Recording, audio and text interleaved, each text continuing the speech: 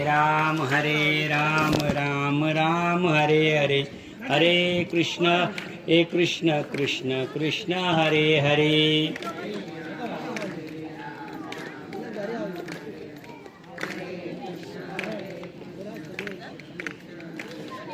हरे राम राम राम हरे हरे कृष्ण कृष्ण कृष्ण हरे हरे।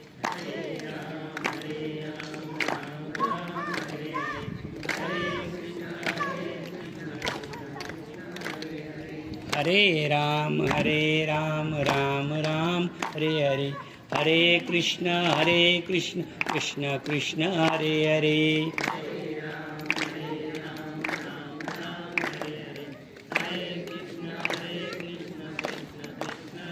पुंडलिक वरदा हरी विठ्ठल, श्री ज्ञानदेव तुकाराम, पंढरीनाथ भगवान की जय, माऊली ज्ञानेश्वर महाराज की जय, जगद्गुरु तुकाराम महाराज की जय, पुरुषोत्तम भगवान की जय, अधिक मास की जय। वक्रतुंड महाकाय सूर्यकोटि समप्रभ, निर्विघ्नं कुरु मे सर्व कार्येषु सर्वदा। पांडुरंगा करू प्रथम नमन, दुसरे चरण संताची या, त्यांच्या कृपादाने कथेचा विस्तारू। बाबाजी सद्गुरुदास तुका, काय माझी वाणी मानेन संतांसी, रंजवू चित्तासी आपुलिया। माझी वाणी तुझे वर्णी गुणनाम, ऐसे देई प्रेम काही कळा। मस्तक हे पायावरी, या वारकरी संतांच्या। वक्रतुंड महाकाय सूर्यकोटि समप्रभ, निर्विघ्नं कुरु मे देव सर्व कार्येषु सर्वदा। श्री गणेशाय नमः। नवमाध्यायी माझी पूर्ण पुरुषोत्तम पूजा विधान, हरीने कथले रमे लागून, ऐसे वर्णन झाले आता पुढील कथानक। श्रोती ऐकीजी सकळ, श्री हरे मने प्रिया अनेक, सांगतो ऐक एक चित्ते। मेसाधिक संयुक्त चैत्राजिक जे मास, तयाचा स्वामी दिवसनाथ, असे निश्चित जानपा। मागच्या अध्यायामध्ये आपण पुरुषोत्तम मासाचा विधी बघितला, विधी कसा करावा, त्यामध्ये व्रत काय असावं। आता जो हा अध्याय आहे 10वा अध्याय, हा 10वा अध्याय सुरुवात करतो आणि 10व्या अध्यायामधले मेष राशीपासून तर 12 राशी आणि चैत्र मासापासून तर फाल्गुन मासापर्यंत 12 महिने 12 राशी 27 नक्षत्र, या सर्वांचा स्वामी हा चंडी किरण म्हणजे सूर्यनारायण आहे। कारण सूर्यनारायणाभोवती पृथ्वी फिरते, 9 ग्रह फिरतात, म्हणून दिवस रात्र होते, म्हणून 12 महिने, म्हणून चैत्र मास, म्हणून मेष रास आणि म्हणून नक्षत्र। पण हा जो मास आहे, या मासामध्ये संक्रमण आहे, म्हणजे आपल्याला सूर्य फिरताना दिसतो, पण सूर्य मकर राशीमध्ये जो प्रवेश करतो इतर महिन्यामध्ये, तो या महिन्यामध्ये घडत नाही। आणि मकर राशीमध्ये प्रवेशच नसल्यामुळे पुढे या महिन्यामध्ये किंवा या मासामध्ये आपल्याला काय सापडत नाही, मुहूर्त सापडत नाही। कारण मुहूर्त सापडण्यासाठी आपल्याला या 3 गोष्टी, मी कालच बोललो, या 3 गोष्टी एकत्र याव्या लागतात। कोणती? तिथी, राशी आणि नक्षत्र। या 3 राशी म्हणजे तिथीवर राशी आली पाहिजे आणि राशीवर नक्षत्र आलं पाहिजे। परंतु या 3ही गोष्टी नसल्यामुळे आणि घटिका आणि पळ या 5 अंगानं नसल्यामुळे याच्यामध्ये आपल्याला मुहूर्त नसतं। आता मुहूर्त नसल्यामुळे कोणतेही शुभ कार्य या महिन्यामध्ये होत नाही। नीट लक्षात घ्या, शुभ कार्य होत नाही। मग मनोनिमय यासी पुरुषोत्तमासी उद्देशुनी स्वल्प किंवा बहुत फळदान ब्राह्मणा लागून अर्पिजे। आता नीट लक्षात ठेवा, आपण कर्माचा काल थोडासा भाग पाहिला, कर्माचे प्रकार सांगितले मी तुम्हाला, संचित, क्रियमान, प्रारब्ध सांगितलं, नित्य नैमित्तिक, प्रायश्चित्त आणि काम्य सांगितलं, सात्विक कर्म सांगितलं, राजस कर्म सांगितलं आणि तमोगुणी कर्म सांगितलं. म्हणजे कर्माचे एकूण 10 प्रकार सांगितले.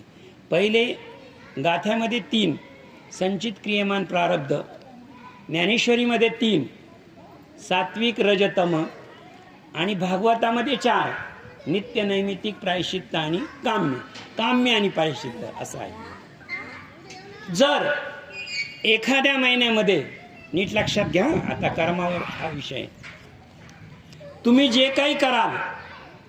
काही कराल तर कर्मामध्ये प्रकार सांगितले आणि कर्माचे विधी 2 प्रकारे, एक निष्काम कर्म आणि एक सकाम कर्म. सकाम कर्म या शब्दाचा अर्थ बघा बरं का. आपण आरती नंतर प्रसाद वाटतो, बरोबर आहे की नाही? सकाम कर्म आहे. आरती झाली की प्रसाद वाटला पाहिजे. आपण देवाला पूजा अर्चा करतो, विधी करतो, काहीतरी प्राप्त होण्यासाठी करतो. जितके काही विधी दिसतात 12 महिन्यामध्ये, हे सगळे सकाम विधी आहे. त्या प्रत्येकाला कारण आहे आणि प्रत्येकाला कारण असल्यामुळे त्याच्यामध्ये प्राप्ती आली. नीट लक्षात घ्या, विषय चांगला लक्षात घ्या. 12 महिन्यात होणारे सर्व कर्म हे सकाम आहे. आणि सकाम कर्म म्हटलं तर त्याच्यातून जीवाला काही ना काही प्राप्ती हवी असते.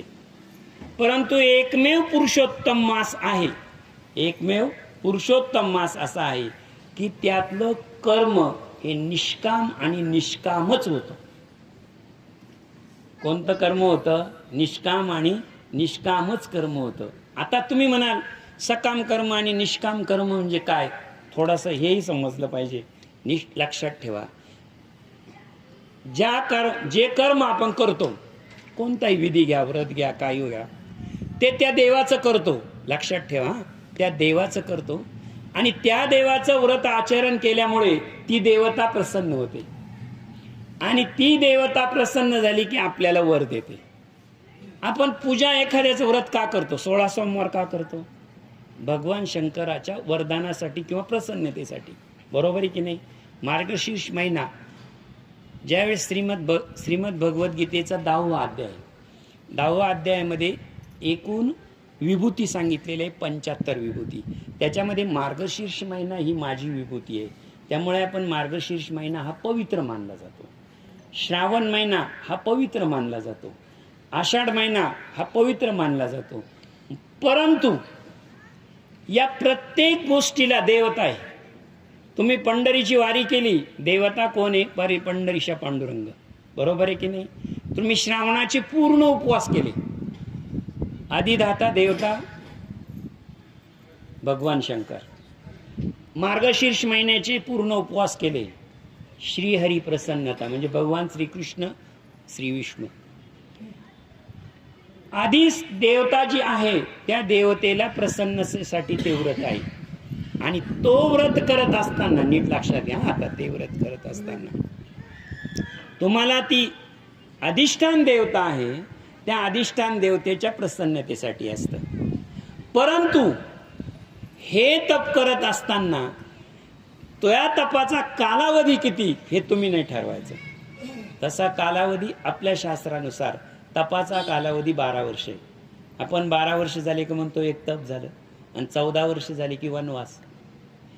तपाचा कालावधी 12 वर्ष आहे शास्त्राने, वनवासाचा 14 वर्ष आहे.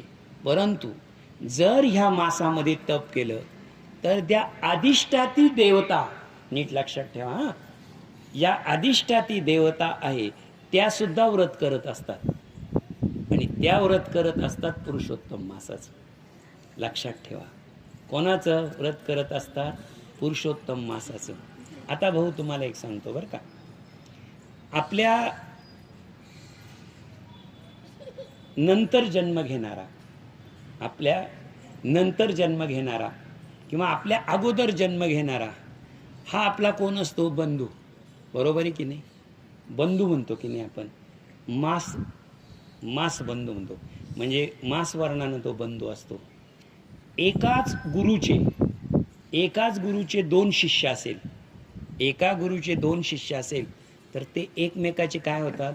गुरु बंधू होतात. कोण होतात? एकमेकाचे गुरुबंधू होता. एकदम बारीक लक्ष देऊन ऐका.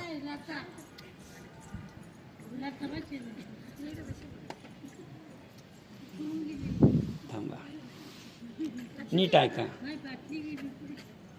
नीट लक्षात घ्या. हं, एक आई वडिलांच्या पोटी जर दोन मुलं जन्माला आले, दोन मुलं जन्माला आले तर ते एकमेकाचे काय होतात? बंधू होतात. एकाच गुरुचे दोन शिष्य झाले तर ते एकमेकाचे गुरुबंधू होतात. नीट लक्षात ठेवा.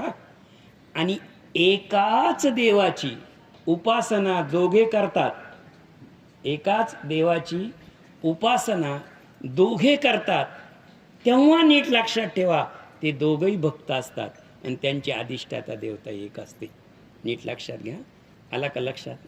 आता थोडा वेळ तुम्ही गुरुवारचा उपवास करतात, गुरुवारचा उपवास करतात. गुरुवारचा उपवास करता म्हणजे तुम्ही कोणाचा उपवास करतात? अधिष्ठाता गुरुदेव दत्त, बरोबर.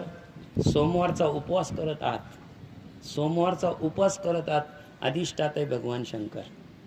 तुम्ही शनिवारचा उपवास केला तर अधिष्ठाते बजरंगबली किंवा शनी हनुमान. मला सांगा, तुम्ही आता उपवास करतायत तो वाराचा उपवास आहे, परंतु तुम्ही करताय अधिक मासामध्ये आणि तुमची अधिष्ठाती देवता, नीट लक्षात घ्या, अधिष्ठाती देवता कोणाचा उपवास करते? पुरुषोत्तम मासाचा. मग इथे तुम्ही काय झाले? मी गुरुबंधू सांगितलं, सख्खे बंधू सांगितलं, आणि इथे तुम्ही होतात ते भक्त बंधू होतात. काय होतात तुम्ही? भक्त बंधू होतात. त्या देवाची आणि तुमची, अधिष्ठात्याची आणि उपास्याची आणि उपासकाची. पुन्हा एकदा लक्षात ठेवा, ज्याची आपण उपासना करतो ते असतं उपास्य, जो उपासना करतो तो असतो उपासक, आणि जी क्रिया पार पडते तिला म्हणतात उपासना. जसं ही त्रिपुटी आहे, या त्रिपुटीमध्ये आणखी एक त्रिपुटी सांगितली तुम्हाला दुसऱ्या अध्यायामध्ये, साध्य, साधक आणि साधना, बरोबर आहे की नाही? ही त्रिपुटी आहे. तुकाराम महाराजांचा अभंग आहे का, जळो त्रिपुटी, लय त्रिपुटी, या गोष्टी आहेत. दीप त्रिपुटी, माणसात ज्योत कशी होते, हा विषय जरी इथे नसला तरी मी तुम्हाला सांगतो, ज्या आराध्य दैवताचं तुम्ही उपासना करतात, नीट लक्षात ठेवा, ज्या आराध्य दैवतेची तुम्ही उपासना करतात, तुम्ही दोघं मिळून, म्हणजे तुमच्या उपासनेचा दैवत आणि तो दैवत हा कोणाची उपासना करत असतो? पुरुषोत्तम मासाची. त्यामुळे याच्यामध्ये जे कर्म होतं, याच्यामध्ये जे कर्म होतं, मूळ तुम्ही निष्काम कर्म करत असताना तुमची ती अधिष्ठान देवता आहे, तिच्या प्रसन्नतेसाठी करता, आणि तुम्ही आणि ती एकाच वेळी उपासना करत असल्यामुळे जे कर्म घडतं ते कोणतं घडतं? निष्काम कर्म घडतं. त्याच्यामध्ये मोबदल्याची भावना नसणं, हा भाव ठेवला तर त्याला निष्काम म्हणतात. परंतु शास्त्र तसं निष्काम म्हणत नाही, शास्त्र निष्काम म्हणत नाही. शास्त्र असं सांगतं, अर्जुना, ज्या कर्मामध्ये सत्व रज तम यांचा अभाव असतो किंवा ते जाणून येत नाही, ते कर्म निष्काम, ते कर्म कोणतं? निष्काम. आणि इथे जर तुम्ही अधिक मासामध्ये वाराचा उपवास केला तरी वाराचा उपवास तुम्ही कोणाबरोबर बसून करत असता? त्या वाराची जी देवता आहे तिच्याबरोबर बसून तुमचा उपवास अधिक मासापर्यंत पोहोचतो. म्हणून या अधिक मासामध्ये केलेल्या कोणत्याही कर्माचं, कोणत्याही व्रताचं, कोणत्याही दानाचं, कोणत्याही स्नानाचं आणि कोणत्याही जपाचं जे नियमित पुण्य मिळतं त्यापेक्षा सहस्रपटीनं मिळतं, 100 पट मिळतं. लक्षात ठेवा. कारण हा जो महिना आहे, हा महिना 36 महिन्यांचा राजा आहे. आपण दुसऱ्या अध्यायामध्ये हे पाहिलंय सगळं. वैकुंठ लोक, भूलोक आणि कैलास, स्वर्ग, हे पाहताना आपण सगळं बघितलेलं आहे. आणि त्या मासाशी जपादी विपुळ, कर्मे करिता निर्मळ, स्वयल्पासे बहुत फळ प्राप्त होत असे. एक छोटंसं काहीतरी कर्म याचे घडलं तर त्याचं फळ किती? इतर वेळे तुम्ही करतात ते स्वल्प आणि याचं विपुल. म्हणजे थोडं असेल तर या मासामध्ये खूप असं मिळतं. ऐसे त्या मासाचे महिमान, म्हणून सकाळी भावे करून नाना सत्कर्मे आचरून भगवंता लागून तोषावे. पुरुषोत्तम मासा माझी जे कुणी व्रतदानी निरादिती पुरुषोत्तमा लागुनी अदत्पत्नी पडतील. आता पुरुषोत्तम मासामध्ये जर एखादं गैरकृत्य घडलं, तर त्याला अधःपतन आहेच. परंतु इथे शब्द नीट समजून घ्या. व्रतदानी आणि स्वशक्त निरूप असं म्हटलेलं आहे. एक लक्षात ठेवा, जे काही व्रत होत असेल, व्रत होत असेल, ते व्रत कसं करावं? आपण म्हणतो यथाशक्ती. स्वशक्ती निरूप हा शब्द तोच आणि यथाशक्ती तोच. तुमच्या यथाशक्ती केलं पाहिजे. म्हणजे यथाशक्ती करत असताना तुमच्या खिसा नाही पाहिला जात नाही. 3 गोष्टी पाहिल्या जातात: काया, वाचे, मने. म्हणजे काया म्हणजे शरीर, वाचा मन. या सगळ्यांचं तुमची जी कुवत आहे, ती कुवत पाहून तुमची यथाशक्ती तुम्ही ते कर्म केलं पाहिजे. अथवा साधावे अयाचित शुद्ध प्रतिपदेस, की जे उपोषण, की साधावे नाव नक्त भोजन, की अनुक्त भोजन असावे. नीट लक्षात घ्या. याचं उपवासाचं म्हणजे उपवासाला पाहिजे असं नाही. एक वेळ जेवण केलं आणि एक वेळ जेवण महिनाभर केलं, एका वेळेला केलं. आता तुम्ही तपश्चर्या तुमची कशी घडते हे सांगतो तुम्हाला. हे उपवास सहज कसे घडतात हे सांगतो तुम्हाला. आता आपली कथा किती वाजेपर्यंत चालते? 8:30 पर्यंत चालते, बरोबर आहे की नाही? सर्वजण घरी गेल्यानंतर एक वेळेला जेवतात. सगळ्यांची जेवणाची वेळ एकच असते ना, 5-10 मिनटं मागे पुढे होईल फार तर, पण सगळे लोक 9च्या आसपास जेवत असतात. काल मी फोन केला होता आमच्या दादांना, काय चाललंय 9 वाजता? ते वालजाडे दादा बघा मुंबईला आमच्याकडे PSI होते, ते म्हणे जेवण करतोय. म्हटलं चला, नुक्त वेळ झाली. उक्त वेळ म्हणजे काय? 10 लोकांनी मिळून एकत्र जेवण करणं, त्याला आपण काय म्हणतो? युक्त आहार. काळ सारावा चिंतने, एकांती गंगा स्नाने. त्यामध्ये नेणं उक्त आहार आणि उक्त विहार. एका वेळी जर एक जेवणाचा नेम ठेवला, ते सुद्धा व्रत आहे. लक्षात ठेवा. आज 9ला जेवले, उद्या 12:30ला जेवले, परवा लगेच 2:30ला जेवून घेतलं नाही. व्रत नाही येते, पोट भरणे. उदरभरण नव्हे, उदरभरण होईल. ते यज्ञ कर्म होणार नाही. यज्ञ हा मुहूर्तावर आणि वेळेवरच होत असतो. मग लक्षात ठेवा, वेळेवर जेवणं हा हे सुद्धा एक व्रत आहे. ते जरी केलं तुम्ही तरी पुरुषोत्तम मास प्रसन्न असतो. किती सोपं आहे, किती सोपं काम आहे की नाही? अथवा साधावे अयाचित, शुचिरभूत असावे सतत, होम हवन पूजादी यथार्थ, सत्कर्मे समस्त आचरावी. निदान या महिन्यामध्ये तरी अयाचित वृत्ती असावी. अयाचित वृत्ती म्हणजे काय? शुचिरभूत म्हणजे काय? आणि होम हवन यथादी म्हणजे काय? सत्कर्म म्हणजे काय? 4 कर्म सांगितले. सत्कर्म मी तुम्हाला सांगितलं. शुचिरभूत, सुचिरभूत. सु म्हणजे चांगला, चिर म्हणजे चिरकाल म्हणजे अनंत निरंतर, आणि भूत म्हणजे प्राणी. आपण म्हणतो ना भूतदया. सुचिरभूत या शब्दाचा अर्थ नीट लक्षात घ्या. सु म्हणजे निर्मळ, सु म्हणजे चांगला, चिर म्हणजे सतत, सुचिर. भूत म्हणजे प्राणी, सतत निर्मळ राहणारा प्राणी, सचत स्वच्छ राहणारा प्राणी. आणि सचत स्वच्छ राहण्याची अवस्था म्हणजे सुचिरभूत अवस्था. आता सुचिरभूत अवस्था तुम्ही म्हणाल मी कपडे स्वच्छ घातले, झालं, बरोबर आहे, एकदम बरोबर. कपडे स्वच्छ घातले, चांगलं आहे. दागिने स्वच्छ घातले, चांगलं आहे. कपडे स्वच्छ, दागिने स्वच्छ, बूट स्वच्छ, सगळं स्वच्छ, बरोबर झालं. काय झालं? स्वच्छ बाह्यांग. स्वच्छ काय झालं? बाह्यांग. अंतरंगामध्ये जर टीका चालू असेल दुसऱ्याविषयी, सांगा सुचिरभूत आहे का तुम्ही? नाही. सुचिरभूत आहे का? नाही. साधी गोष्ट सांगतो, सुचिरभूत अवस्थेची एक उदाहरण सांगतो मी तुम्हाला. सुचिरभूत अवस्था कोणाची नव्हती आणि सुचिरभूत अवस्था कोणाची होती? सुचिरभूत अवस्थेचा आणि असुचिरभूत अवस्थेचा काय फरक पडतो तुम्हाला एक सांगतो, साधी गोष्ट. ज्यावेळेस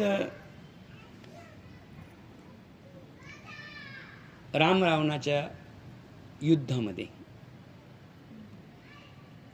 ते वानर लोक आहे ना, वानर लोक ते वानर काय करायचे, त्या दगडावर नाव टाकायचे आणि तो दगड पाण्यावर टाकायचे. टाकल्यानंतर ते काय करायचे माहिती आहे का, आनंद व्हायचा त्यांना. दगड तरंगायचा ना, पटकन पाण्यात उडी मारायची. पाण्यात काय मारायची, ते उडी मारायची. परत दुसरा दगड घ्यायची, परत त्याच्यावर नाव टाकायचे. तो तरंगला की परत उडी मारायची.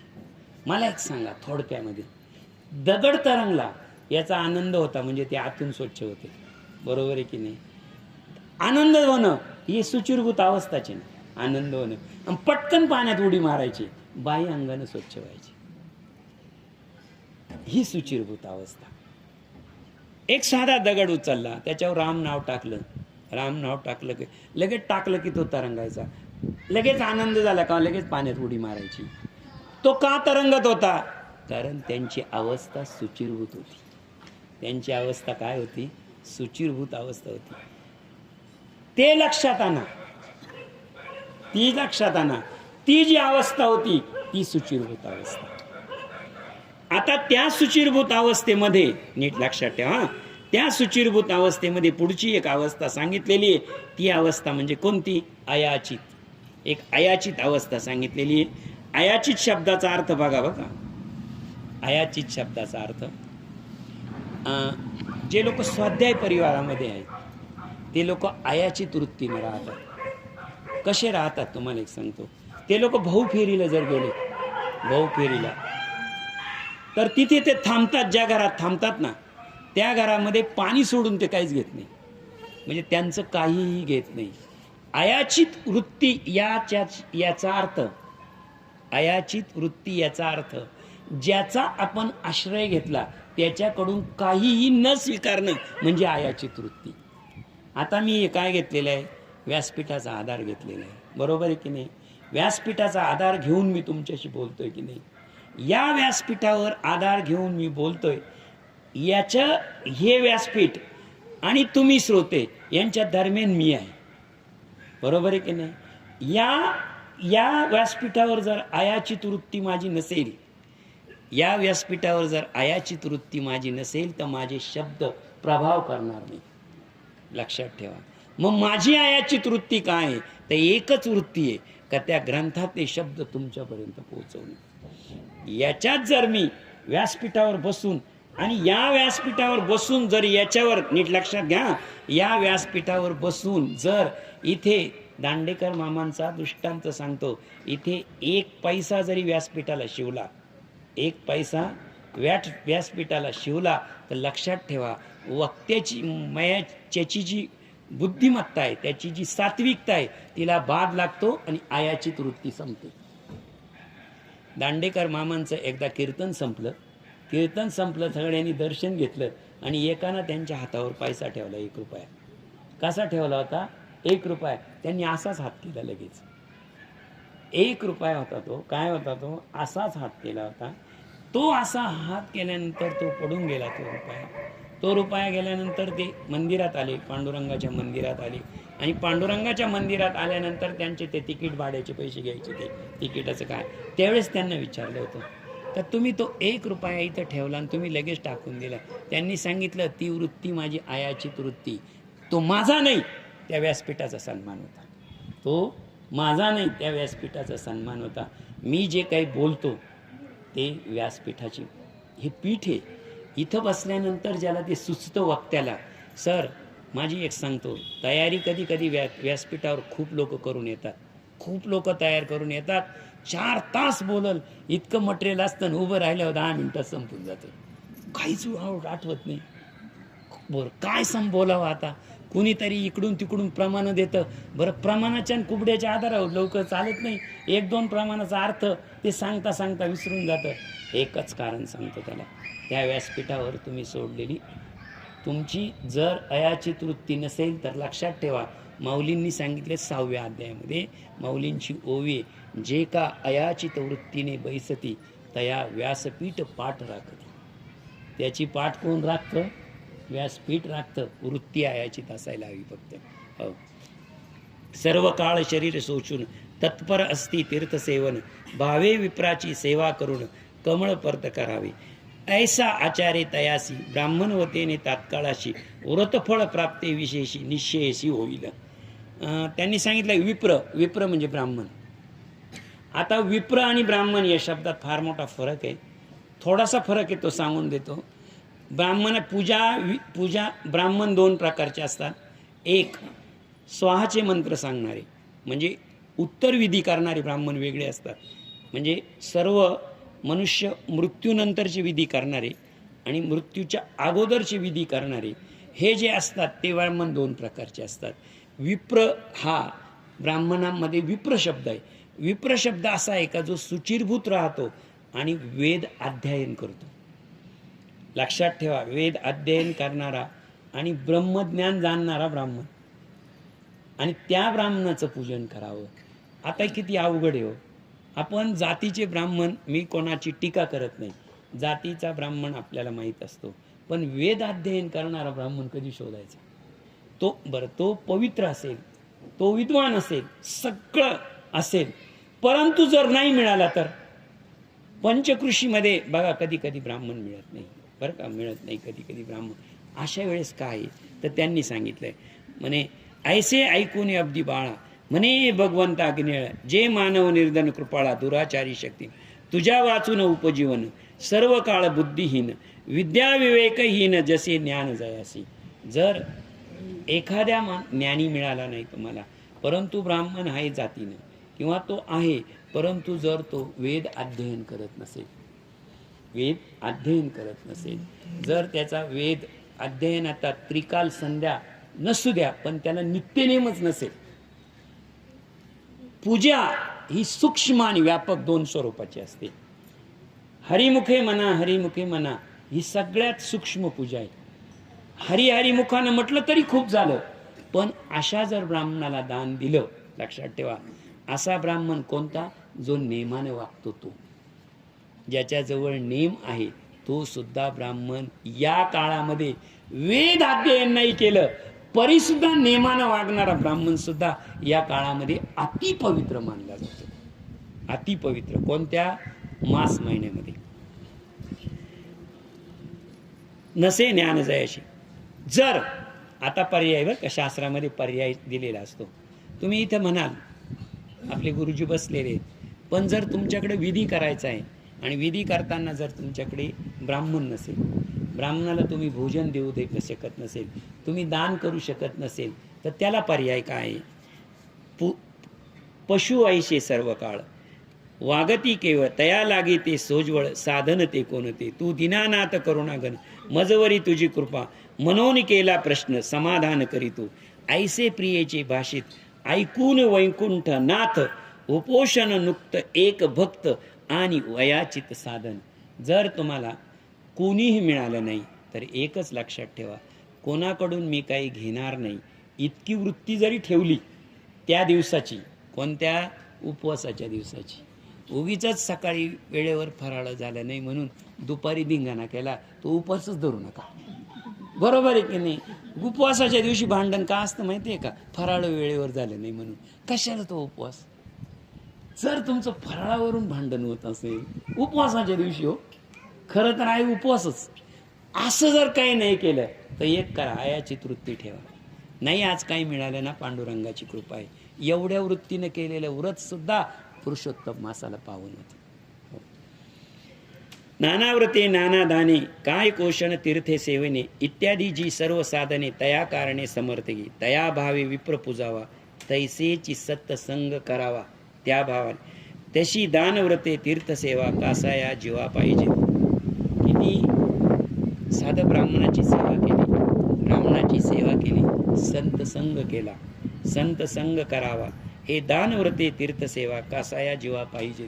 एक लक्षात ठेवा, जर अट्टहास करून, नीट लक्षात घ्या, अट्टहास करून एखादं व्रत केलं तुम्ही, अट्टहासानं व्रत केलं, अट्टहासानं विप्रदान केलं, सगळं काही केलं, पण त्याच्या पाठीमागे काय होता तुमचा?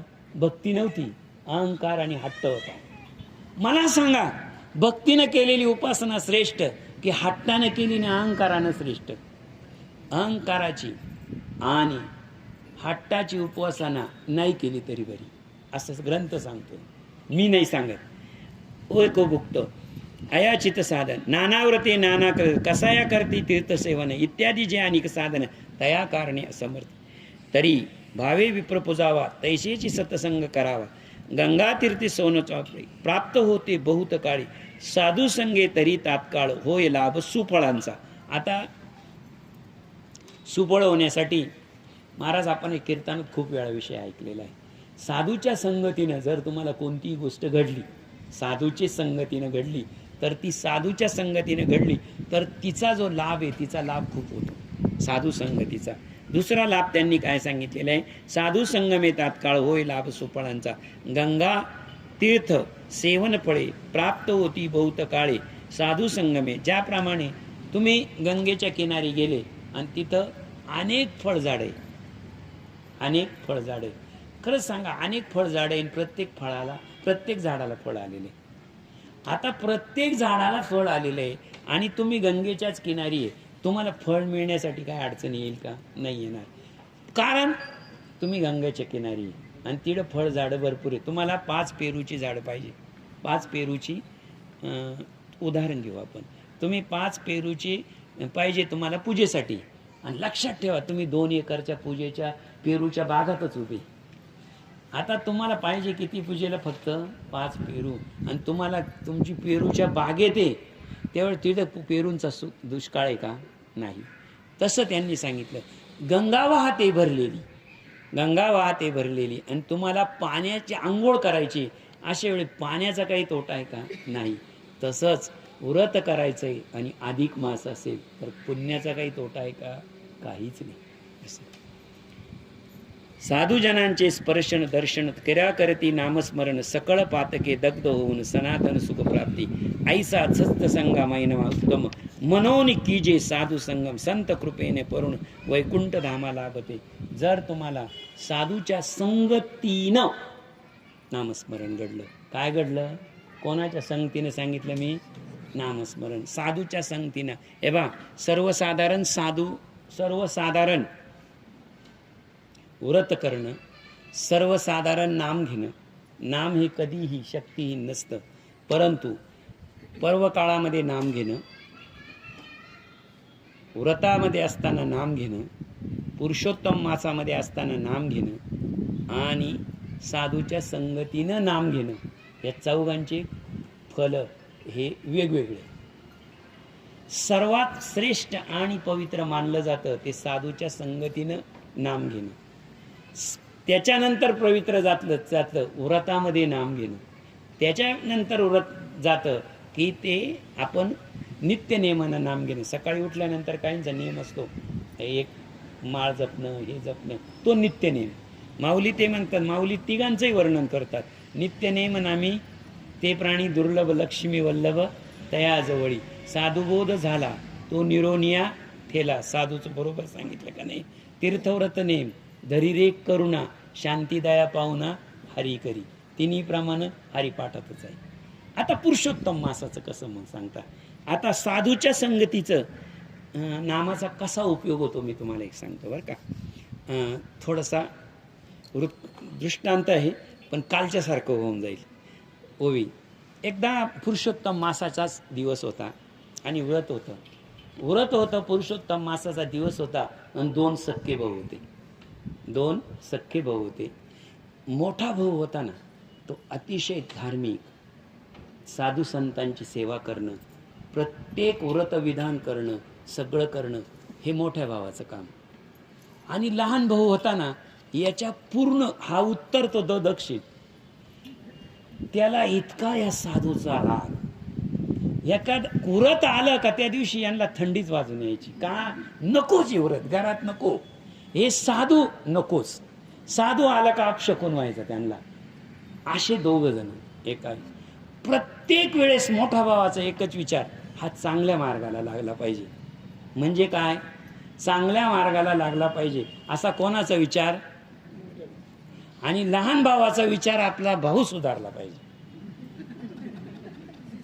सुधारला पाहिजे. ह्या गोसाव्यांच्या जोगड्यांच्या नादी लागून हे पूर्ण बिघडून गेले. म्हणजे काय? दोघं बघा, मोठ्या भावाला काय वाटत होतं? हा चांगला झाला पाहिजे. आणि लहान भावाला काय वाटत होतं? आपला मोठा भाऊ सुधारला पाहिजे. दोघंही सुधारण्याचाच विचार करत होते. मार्ग वेगवेगळे होते. एक दिवस काय झालं, त्या गावामध्ये मोठं व्रत होतं. पूर्वी साधू हे शिष्यांसह फिरायचे. आत्ताच्या सारखे साधू नव्हते. म्हणजे दुर्वास मुनी आले तर बघा, त्यांच्याबरोबर शिष्य मेळावा असायचा. विश्वामित्र आले, त्यांच्याबरोबर शिष्य मेळावा होता. कुठेही जा, व्यास मुनी आले, शिष्य मेळावा होता. त्या गावामध्ये गुरु आले आणि त्यांचा शिष्याचा मेळा आला. त्यांचा काय आला? शिष्याचा मेळा आला. आणि शिष्याचा मेळा आल्यानंतर मोठे बंधू गेले. त्यांनी पाहिलं, आज आपल्याला खूप मोठी संधी मिळाली. काय संधी मिळाली? आज साधू सेवा आहे गावात. साधू सेवा, यांची सेवा, त्यांनी सेवा केली, सगळं केलं. आणि सगळं केल्यानंतर त्या जे गुरु आहे त्यांना विचारलं, महाराज आजचा मुक्काम कुठे आहे तुमचा? ते म्हणे, अजून मुक्कामाचं ठरलं नाही.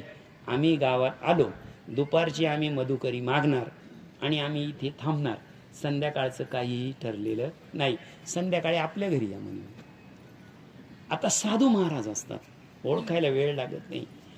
ते म्हणे येऊ, पण म्हणे महाराज थोडासा त्रास सहन करा म्हणे. म्हणजे काय त्रास आहे? आमच्या लहान भावानं तुम्हाला काही जरी बोलला तरी तुम्ही वाईट वाटून घेऊ नका. तो म्हणे घाबरू नका, साधूच होते ते. म्हणजे बोलू शकतो म्हणे तो. असं बोलायलाच असं नाही, पण तो बोलू शकतो.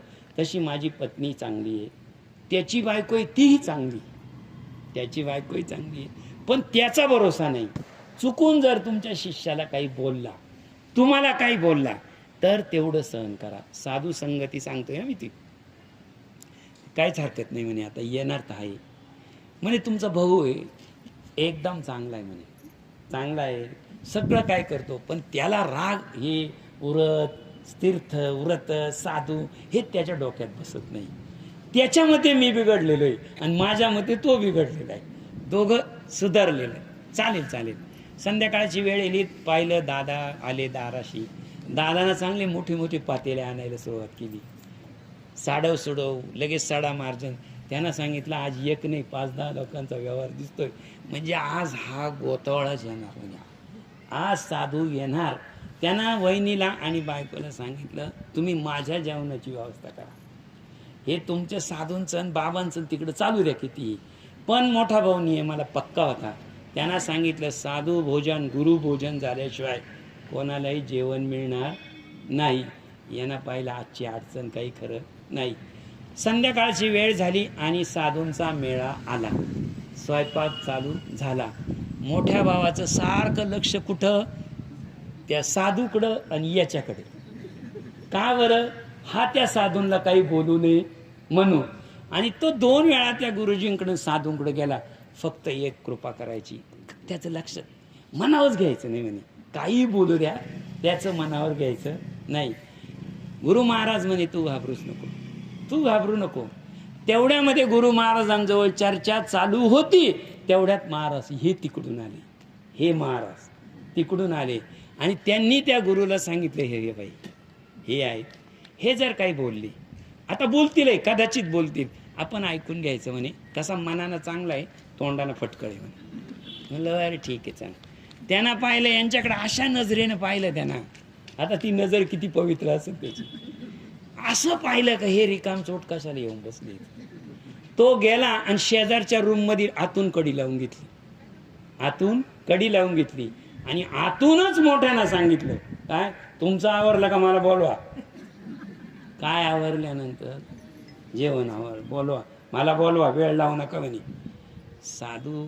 साधू महाराज साधू महाराजांना वाटलं, तो म्हणे आता घाबरू नका, आता निदान मध्ये गेलाय ना.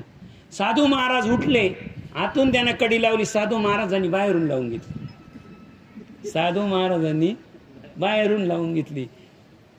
मोठ्या भावाला आनंदच झाला. आता बाहेर यायचं ताणच राहिलं नाही. इकडं पूजा अर्चा झाली, सगळं झालं, यांचं जेवण झालं. यांचं जेवण झाल्यानंतर मोठा भाऊ आणि वहिनी म्हणा आम्ही काही जेवणार नाही. म्हणे का बरं जेवणार नाही? लहान भाऊ जेवल्याशिवाय आम्ही जेवत नाही म्हणे. तुम्ही साधूला म्हणे तुम्ही त्याला सोडा, तुमची जेवणं झाली, आता आम्ही. साधू म्हणे त्याला सोडायचंच नाही आज नाही तर म्हणे मग आम्ही जेवणार नाही.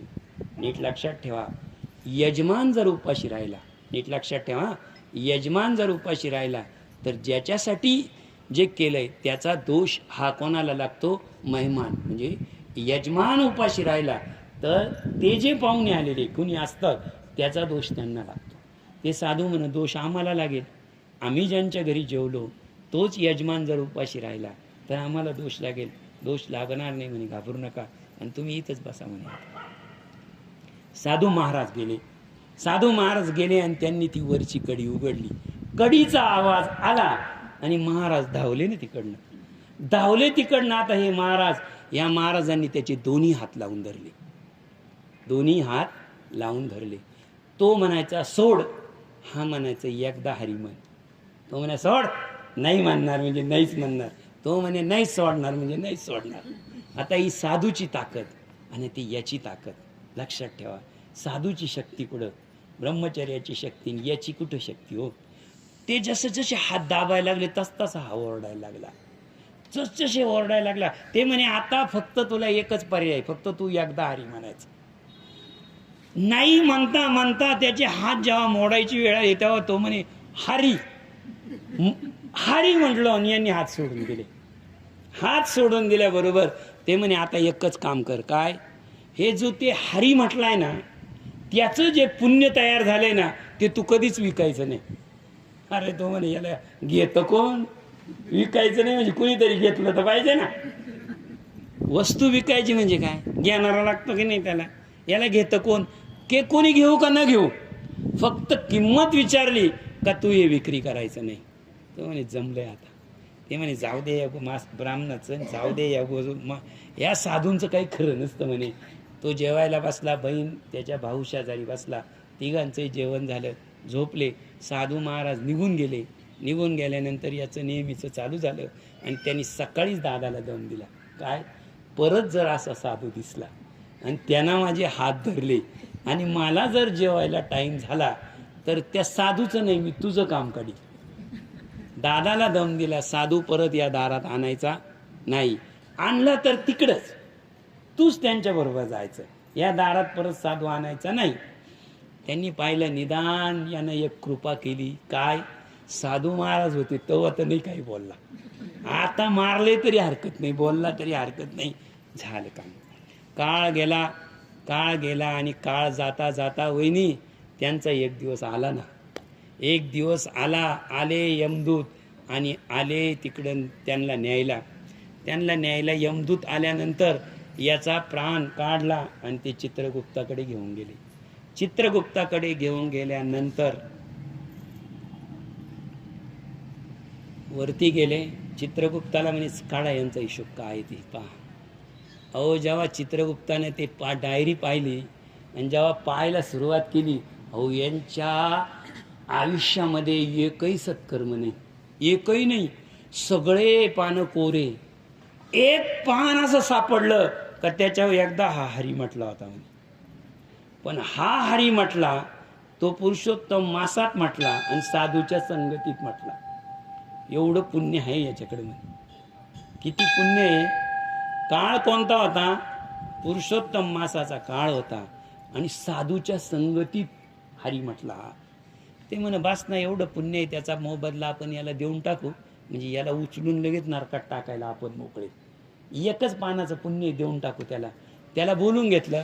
तुझ्या इतका पापी आजपर्यंत आम्ही या नरकात म्हणजे आमच्याकडे कोणी आला नाही म्हणे. तू एक पापामध्ये एक नंबर आहे म्हणे. पण तुझ्याकडून भूतलावर एकच चूक झालेली आहे. तू एकदाच हरी म्हटलेला आहे, साधूच्या संगतीत म्हटलेला आहे. तू एक काम कर, त्याचा काहीतरी मोबदला घे, म्हणजे तुला आम्ही मरकट टाकणारी. त्याला आठवले साधूचे शब्द. काय? हे जर कोणी मागितलं तर तू त्याला विक्री करायचं नाही. तो म्हणे मी तुम्हाला विक्री करायला तयार आहे. मला सांगा, एकदा हरीचं नाम घेतलं आणि ते साधूच्या संगतीत घेतलं तर त्याचा मोबदला तुमच्या बाजारात किती देते? बरोबर आहे का नाही? जरी समजा माझी वस्तू आहे, प्रत्येक बाजारात भाव वेगळा असतो ना, बरोबर आहे की नाही? नारळ आपल्याकडे किती मिळतं? 30 रुपये मिळेल, तर तुम्ही एकदम नारळाच्या बागेतच गेले तर ते 10 रुपयाला मिळेल ना.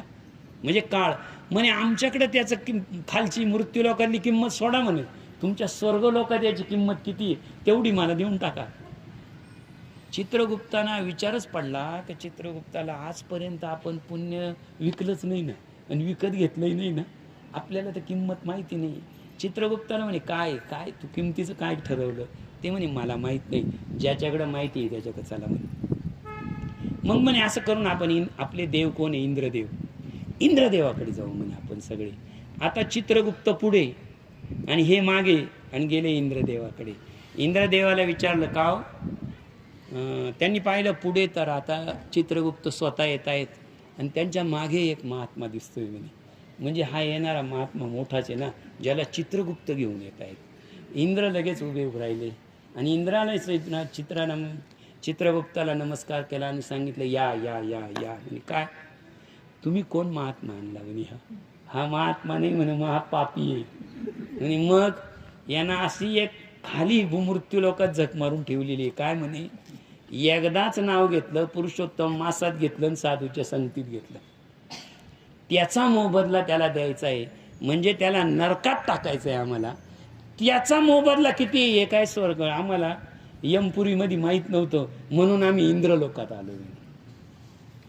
ते म्हणे हरीचं नाम घेतल्यावर पुण्य होतं हे मला माहिती, पण एकदा घेतल्यावर किती होतं, पुरुषोत्तम मासात किती होतं आणि साधूच्या संगतीत किती होतं याचं काही गणित आपल्याला माहीत नाही. तो म्हणे तुम्ही दोघंही निघा, ज्याला माहिती आहे त्याच्याकडे जाऊ. आता इंद्रदेव म्हणे काय नाही ना माहिती. मग आपल्या सगळ्यांचे ज्ञानी कोण? मला तर एकच शिर आहे, सगळ्यात ज्ञानी आपल्या 4 शिरावाले ब्रह्मदेव, आपण त्यांच्याकडे जाऊ. ब्रह्मदेवाकडे जाऊ. आता बघा बरं का याचा रुबाब बघा. पुढे चित्रगुप्त, मध्ये हे आणि मागे इंद्र, आणि हे चालले कुठं चालले? ब्रह्मदेवाकडे. ब्रह्मदेवानं पाहिलं चित्रगुप्त पुढे आणि मागे स्वतः इंद्र आणि मध्ये महात्मा. म्हणजे किती मोठा महात्मा आल्या. तोही ब्रह्मलोकामध्ये आला. ब्रह्मलोकामध्ये आल्यानंतर त्यांनी पाहिलं, लगेच त्यांनी नमस्कार केला, या बसा, आसन दिलं बसायला. आणि ब्रह्मदेवानं त्याला दोघांना 2 आसनं दिले. ब्रह्मदेवानं त्याला स्वतंत्र आसन दिलं. म्हणे चित्रगुप्ताला म्हणे बोला काय विषय आज? ते म्हणे इंद्रदेवाला विचारा, माझी परीक्षा नापास झाली मी. त्यांनाही इंद्रदेवानं सांगितलं हा एक महात्मा आहे, हा महात्माने हा पापी आहे म्हणे. यांना पुरुषोत्तम मासामध्ये साधूच्या संगतीमध्ये एकदाच हरी शब्द घेतलेला आहे. एकदाच काय म्हटलेलं आहे? हरी म्हटलेलं आहे. त्या हरी शब्दाचं एकदा म्हटल्याचं मोबदला आम्हाला त्याला द्यायचा आहे. आणि त्या मोबदल्याची किंमत स्वर्ग लोकात किती आहे माहीत नाही ना आम्हाला. ब्रह्मदेव म्हणे अख्खी पृथ्वी निर्माण केली, पण याची किंमत मला नाही माहिती. हरीचं पुण्य होतं हे मला माहीत आहे. यांना दोघांनाही हुकूम सोडला ब्रह्मदेवासहित, चला तिघही आता ज्याला माहीत असेल त्याच्याकडे चला. ब्रह्मदेव म्हणे हे बघा मला काही माहीत नाही, पण हरी मंत्र कोण घेतं हे मला माहिती. कोण? हरी हरी हरी मंत्र हा शिवाचा, मनती जे वाचा तया मोक्ष. हरी मंत्र हा शिवाचा आहे. नित्य सत्यमीत हरिपाठ जाशी, कळिकाळ त्याशी न पाहे दृष्टी.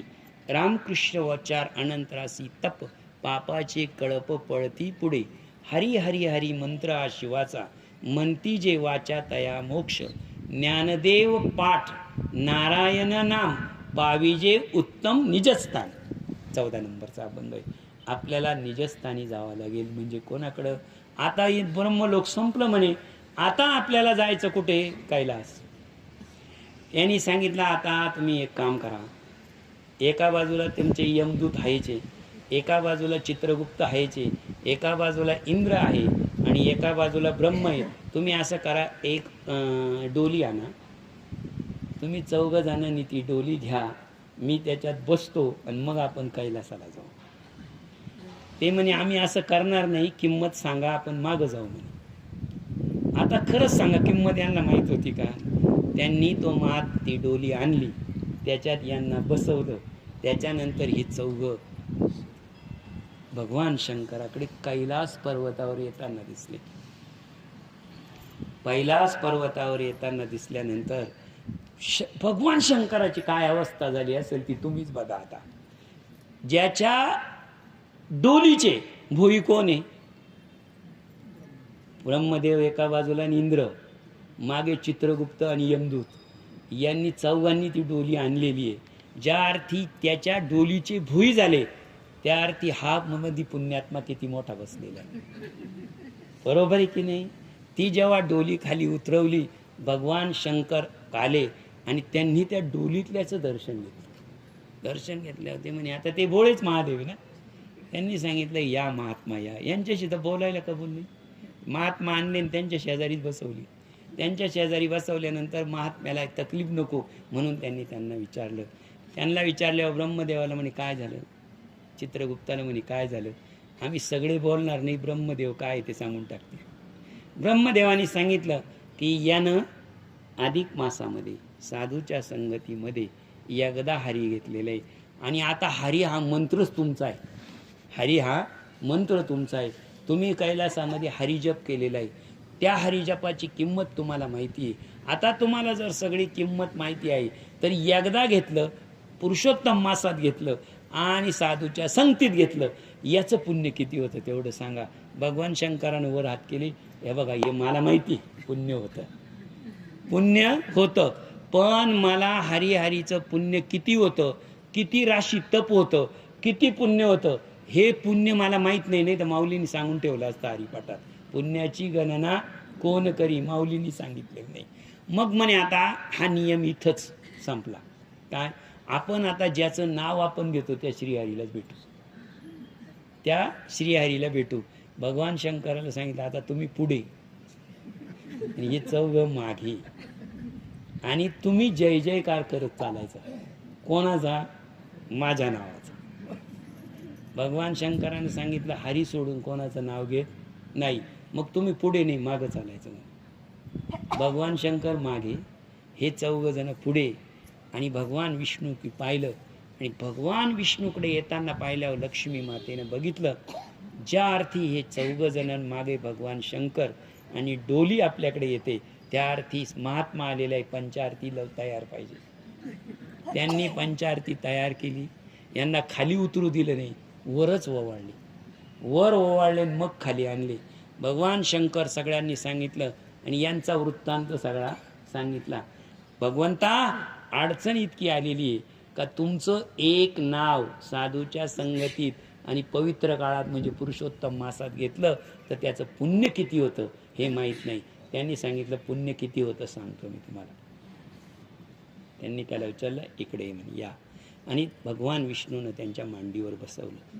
मांडीवर बसवल्यावर भगवान विष्णूला आणि त्यांना समाधी लागली. कोणाला? त्याला समाधी लागली. समाधी लागल्यानंतर ती समाधी चालली 12 वर्ष. यांनी पाहिलं हे 12 वर्ष कवर ताट काढायचं, यांना जाग करा.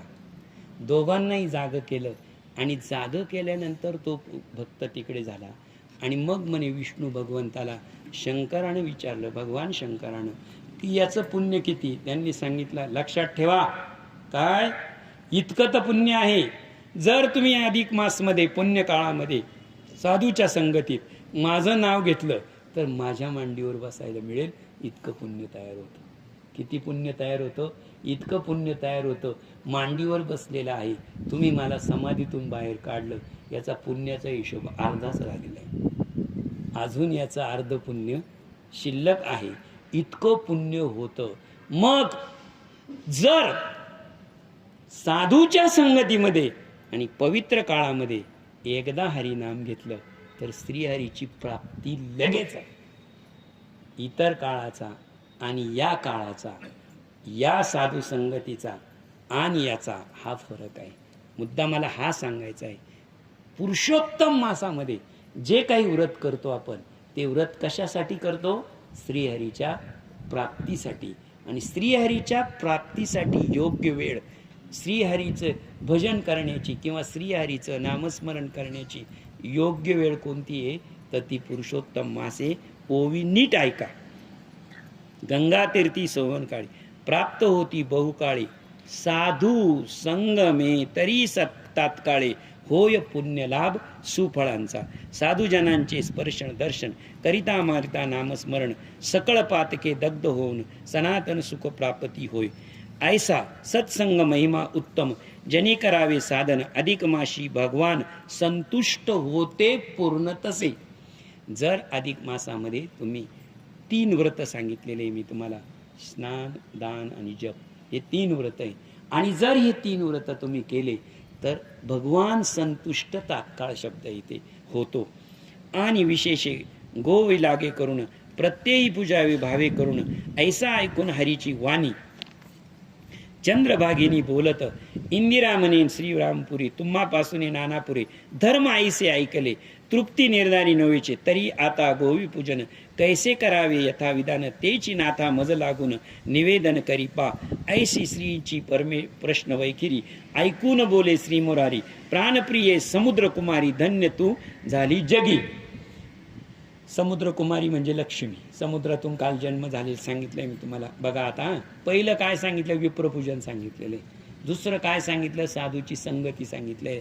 तुम्ही आता इथं प्रश्न विचाराला तुमच्या मनात निर्माण झाला पाहिजे, समजा आम्हाला विप्र मिळाला नाही म्हणजे कोण, ब्राह्मण मिळाला नाही, समजा आमची साधूची संगती झाली नाही तर आमच्यासाठी काही आहे का? शास्त्राला पर्याय द्यावा लागतात ना. पहिलं तर विप्रभोजन सांगितलेले, विप्रदान. दुसरं काय सांगितलेले, साधूची संगती सांगितलेले. आता साधूची संगती नाही झाली आणि वरती सांगितलेलं विप्रभोजनही नाही झालं, विप्रदानही नाही झालं, तर पुढे काय सांगितलं बघा. पुढे ऐसे श्रीचे उत्तम प्रश्न केलासी हा सदानंदे सांगतो तरी तू आता सावध चित्त राहून ऐक सकळ वृत्त ब्रह्मांडा माझी धनुदैवत श्रेष्ठ असे. जर तुम्हाला विप्र ब्राह्मण मिळाला नाही, साधूची संगती गुरु साधूची संगती झाली नाही, तर तिसरा पर्याय शोधलेला आहे. कोणतं दैवत? धनुदैवत म्हणजे गाय. धनुदैवत म्हणजे काय? गाय. स्पर्श करिता शरीराशी बाहेरी होय पापाशी दर्शन मात्रे मंगलाशी निश्चयशी प्राप्त होय. गाईला जर तुम्ही स्पर्श केला ना, कोणत्याही बैलाला, हे फक्त गाय आणि बैलामध्येच आहे बरं का, गाईच जास्त आहे. तुम्ही गाईला जर स्पर्श केला तर तिचं अंग लगेच असं थरथरतं की नाही? बघा बरं गाईचं. तसं चतुष्पाद जे म्हणजे 4 पायाचे आहे आणि जे दूध देतात त्यांचा अंग थरथरतं.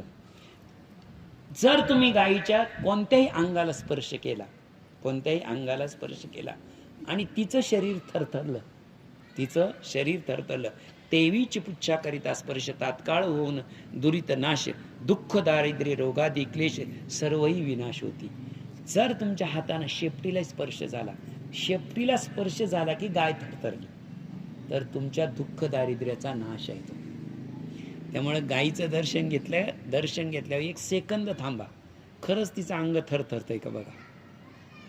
थरथरतंय का? तर तुम्हाला प्रचिती, हे बघा शास्त्र हे प्रचितीचं आहे. तुम्ही प्रचिती घेतली तर कळेल.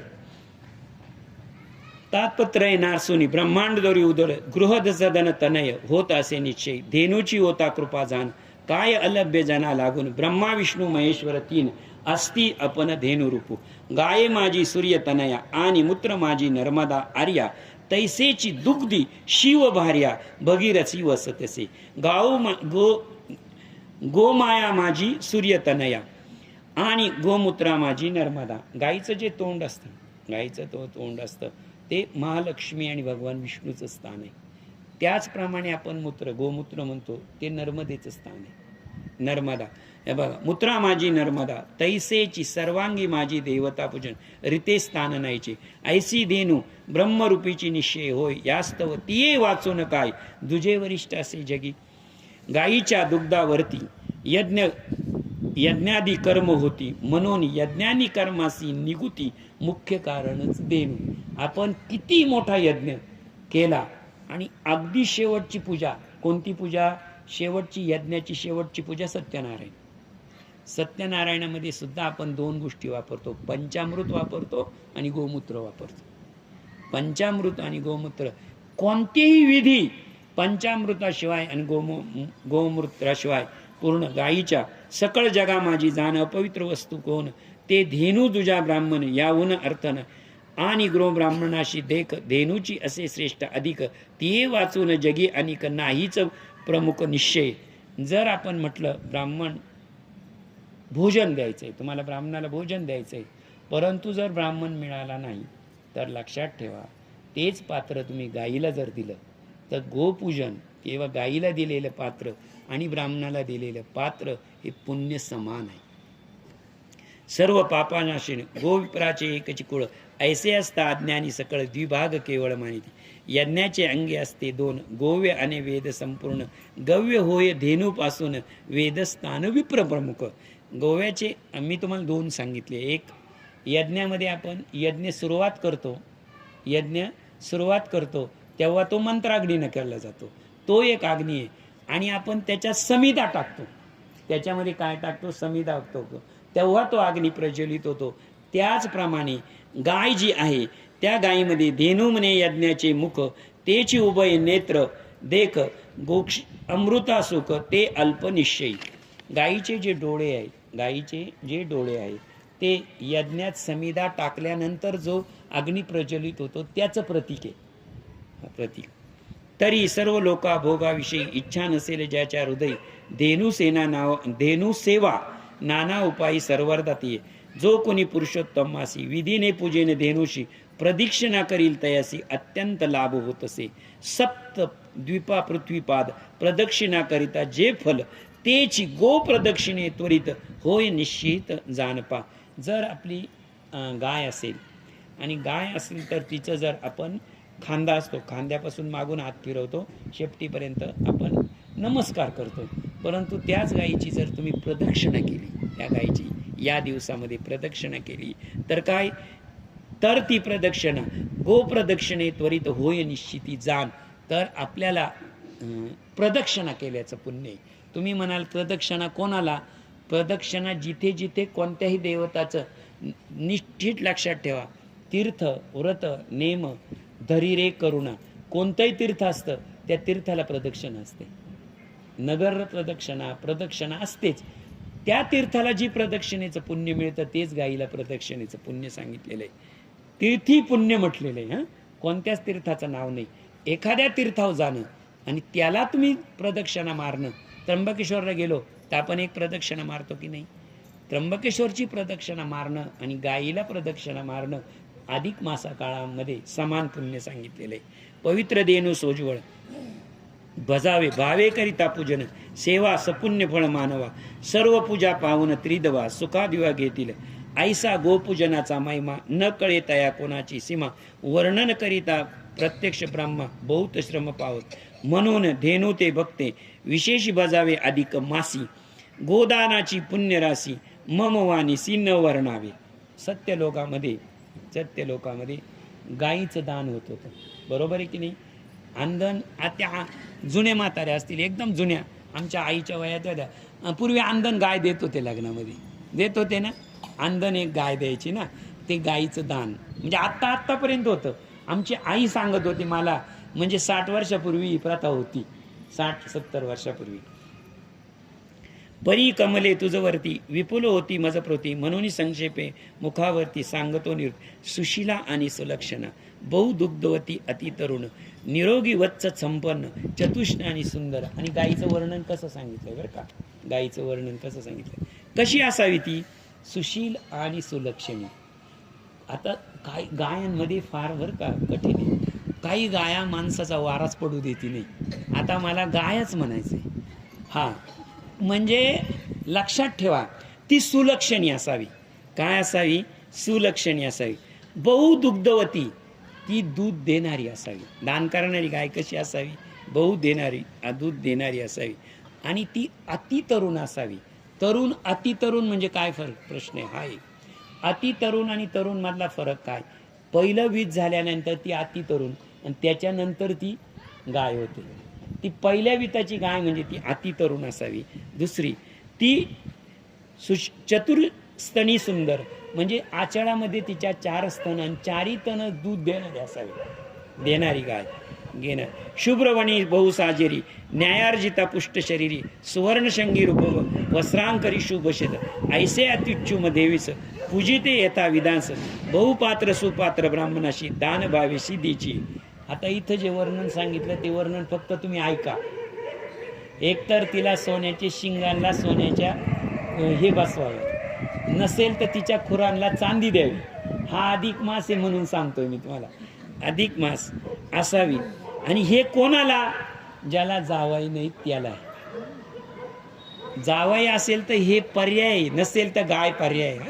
नसेल तर धेनू समान पुण्य सांगितलंय.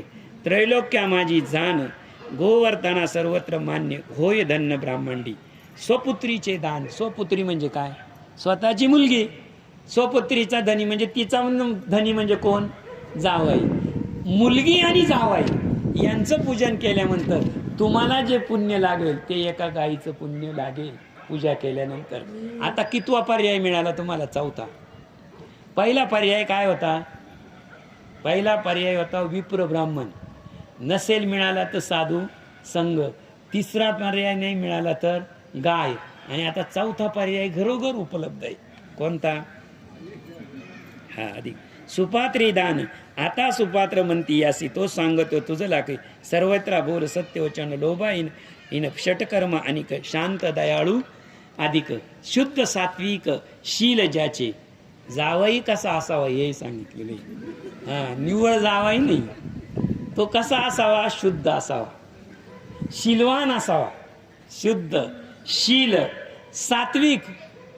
नाही तर ओली फक्त श्रावण मास अधिक मास धरणारा असावा. तो कायम सात्विक असावा. आणि काय पुढे? स्वधर्मासी नित्य वागून न्याय करावे कुटुंब पोषण. मुलीला कुटुंब पोषण करून तिच्याबरोबर चांगला वागणारा असावा. नाही तर उगी जावाई आणि 3 वर्षापासून कावटीची केस कोर्टात चालू आहे. काही कामाचे जावाई नाही. हा जगदीशाचे पवित्र चरण रात्रंदिवस बांधतीचे आणि जयाच्या घरी अग्निहोत्र त्याचे विप्रस्वात तरी देवता गोदान पुत्र इय सुखप्राप्ती मनोनी विशेष अधिक मासी सुशील संवस्त देनुशी धर्मसोक्त विधानेसी भक्ती सेवेसी पूजावया नानाविध वस्त्र अलंकार घालोनी गौरीच्या अंगावर एकाग्र चित्ते कर जोडून संकल्प सुंदर करावा. पुरुषोत्तम माझी प्रित्यर्थ मान्य सुपात्र ब्रह्मपात्र गोदान करीतो मी यथार्थ मनोनी त्याची उदक सोडावी. नसेल तर गाय दान करावी, तिच्यावर कपडा टाकावा आणि तिच्यावर कपडा टाकून दान करावा. इतक्या भानगडीत तुम्ही पुढे जाऊच नका. अलीकडचा पर्याय आहे प्रत्येकाकडे, तोच करा. पण आता त्याच्या 4 अटी सांगितलेल्या आहे. शुद्ध सात्विक शील ज्याची. इथं अडचण आहे परत. हां गोपुच्छ देवन विप्रास्ती चरणाप्रती साष्टांग नमस्कार भावे सत्पात्र नसेल समयाशी विप्रहस्ती जोडून जीवन चरणामाती साष्टांग नमस् भावे जान करावे. सत्पात्र नसेल समयी आव्हा अस्ती न घेते दानाशी तरी ये उद्योषण मनाशी उदगी उदक सोडावे. ऐसे करिता ब्राह्मणास न लागता प्रतिग्रह दोष सुपात्र दान फल विशेष दान करत्यासी लाभते. भावी करिता दान सुपात्री पूर्वज पावती सुख परित्री गोदा समान पाहता त्रिजगती नसे पुण्य दुसरे. तुम्हाला कोण पर्याय सांगितलेले? तुम्हाला गोदान सांगितलेले आहे. आणि तुम्ही म्हणाले 4ही नाही केले तर काय होईल? हाय 5वा प्रश्न आहे ना. समजा आम्ही यातलं काहीच नाही केलं, काय होणार आहे? त्याचं काय होणार आहे मी नाही सांगत. हे सांगत आहे कोण? ओवी सांगते. ओवी काय सांगते? परी अपात्री दान देता देता न दोघे शतपूर्वासहित आपण निरई पतन पावती आणि दुग्धहीना अतिकृशांगी अथवा वंद्या विकलांगी आणि वृद्धा एकशृंगी किंवा त्रिस्थानी मतवत्सना. आणि जर तुम्ही हे काही केलं नाही तर तुमच्या काय होईल? तुमच्या गोत्राला दोष लागेल. आणि जर तुम्ही असं ठरवलं जाऊ द्या एकदा दान द्यायचीच आहे ना, कशी दान द्यायची बघा बरं का, की एक नेत्र पाव येणं. पाव म्हणजे पाय. एक गाय अशी निवडतात माणसं, एक नेत्र, तिला एक डोळाच नाही, एक पावच नाही, 3च पायावर लंगडी चालते. दान करायची आहे ना. ऐसी देणू देता ब्राह्मणा पूर्वा जैस सदा आपणा नरक यातना भोगती. जर आपण अशी गाय दिली, कशी? जिला एक डोळाच नाही, एक पायच नाही, तिच्या स्तनामध्ये 2 स्तनच चालू नाही, 2च चालू. अशी जर गाय दिली तर ऐसे दान करिता अनंत पुण्य ल लागता, गोदानाची उत्तम योग्यता किती सांगू वर्णावी. आता गायीच्या पुण्याबद्दल मी खूप काही सांगितलेलं आहे. किती गोड म्हणावा सुधारस, किती वाढ म्हणावे आकाश, तेजस्वी परमचंडास किती म्हणून सांगावा. ज्याप्रमाणे चंद्र आणि सूर्य यांची महती सांगता सांगता फक्त सांगणाराच थकेल. सांगता सांगता कोण थकेल? सांगणारा थकेल. पण चंद्र आणि सूर्याची महती थांबणार नाही किंवा ती सांगता येणार नाही. त्याचप्रमाणे अधिक मासाची महती सांगण्यासाठी नेहमी सांगणारा थकेल, ऐकणारे थकतील, पण पुरुषोत्तम मासाची महती थकणार नाही. पृथ्वीची उपमा काय द्यावी, पाताळ खोली किती वर्णावी, मेरूची उंची किती सांगावी, नामाची पदवी काय सांगावी. आता सांगा, पृथ्वीची उपमा, तू त्याचं अंतःकरण केवढं आहे? आपण म्हणतो सुपा एवढं आहे, बरोबर आहे की नाही? मोठं अंतःकरण आहे. पण जर म्हणलं पृथ्वी एवढं अंतःकरण आहे, ती उपमा शोभल का? त्या अंतःकरण नाही शोभणार. पाताळाची खोली काय सांगावी, पाताळ किती खोल आहे हे सांगता येईल का? नाही. पर्वताची उंची किती आहे हे बरोबर सांगता येईल का? नाही. तशीच अधिक मासाची महती शब्दानं सांगता येणार नाही. हा शब्दानं सांगण्याचा प्रयत्न आहे. हीच महती आहे हे नाही, याच्यापेक्षा कितीतरी पटीनं जास्त महती असू शकते. ऐसी नामाची महती काय, किती वर्णावा विष्णूचा प्रताप, काय वर्णावे शिवाचे तप, रसिकांताचे दिव्य रूप किती म्हणून वाणावे. ऐसे असो गोदान फल, कथिले असे प्रिय सकल, श्रवण मात्रे दुरिता जल, जया तात्काळ निरसोनी. इति अधिक मास ब्रहन नारदी पुरास, सज्जन श्रोते चतुर, दशम अध्याय गोड हा वावा. पुंडलिक वरदा हरी विठ्ठल. श्री ज्ञानदेव तुकाराम नाथ भगवान की जय. माऊली ज्ञानेश्वर महाराज की जय. पुरुषोत्तम भगवान की जय. अधिक मास भगवान की जय. विठ्ठल.